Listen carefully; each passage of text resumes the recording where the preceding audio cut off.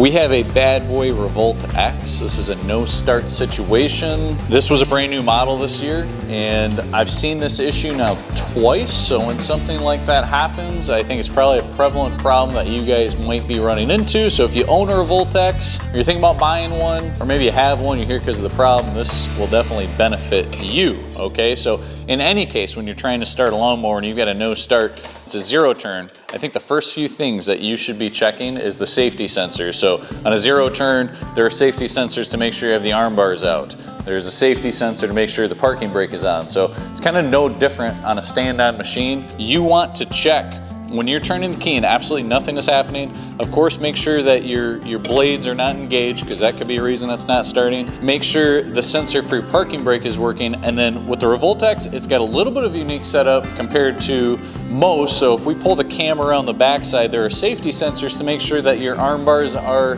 in neutral. So if we look at the left side here, there is a sensor wire right here. And in the back, there is a contact point kind of right below my finger, and this little piece here has to be in front. I don't know if that's magnetized or how that works, but it's got to be in front of this contact point. You see what the gap is here? It's very close, and if it's not in the neutral point, then it won't make contact with this sensor. It will not think it's in neutral, and it'll do nothing when you turn the key. So we got this one in, and because we've seen the issue happen once, we haven't seen this exact problem. We just saw a faulty safety sensor with the other one, and we've replaced these once. But in this case, if you look on this side, that gap, it's probably closer now if you've been pulling that together already. So it was even bigger than what the gap is now, and there is a threaded nut here, so you can get one side closer than the other. So this gap was just simply too big. So grabbed it with a hand, and then this immediately started right up. It was not making contact with that point. So you could have a faulty sensor in there, or just simply that contact is not close enough, which is exactly what the case was in this point. So once we kind of cinched that closer together, it started up immediately. So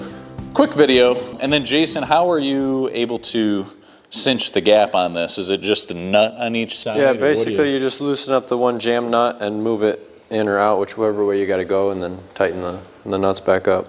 So simple, straightforward. We try to be that bad boy expert, always giving you guys the answers. So again, just probably a more prevalent problem that's got to be happening to some other people out there besides us. So hopefully that video helps you, short and sweet, to the point. Till the next one, we'll see you.